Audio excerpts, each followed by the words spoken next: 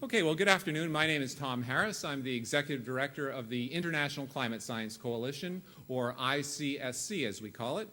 ICSC was launched in 2007 by the New Zealand Climate Science Coalition, which had received such positive feedback from around the world to their nonpartisan science-based approach that they decided they needed an international group to coordinate that sort of thing, especially at the upcoming Bali conference in 2007. Since then, ICSC has grown to now have a leadership team in Canada, Australia, and New Zealand, and we have over 30 science and policy experts who act as our advisors in about a dozen countries. We are also working on expanding our influence by creating national affiliates in different countries. For example, we've created the Australian Climate Science Coalition, which is doing great work in Australia in their massive battle that they're having down there.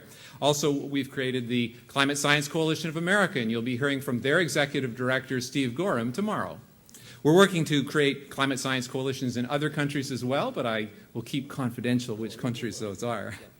We're planning, actually, you see, to have a more international response to what has become a very international, heavily funded climate alarmist effort around the world. It's not just domestically that they're very focused internationally, so we need a proper response to that.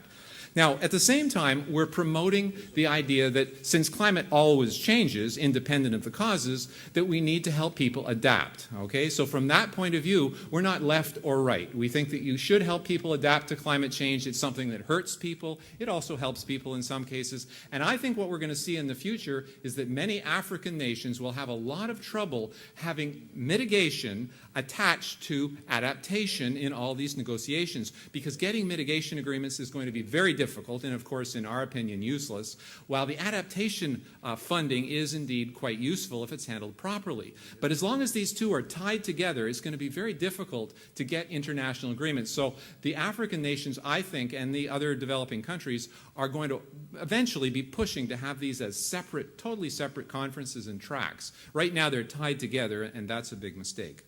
ICSC is also working to expand the tent of who can be a climate realist. Right now it's considered, generally speaking, a right-wing thing, but it really shouldn't be. It should be nonpartisan. People from the left don't have to divorce then their intellectual companions to come over to climate realism, a belief that climate always changes, and in fact, we have to work to help adapt to that. So we're working to try to make it safe to be a climate realist. You don't have to change your political persuasion if indeed it's a nonpartisan issue.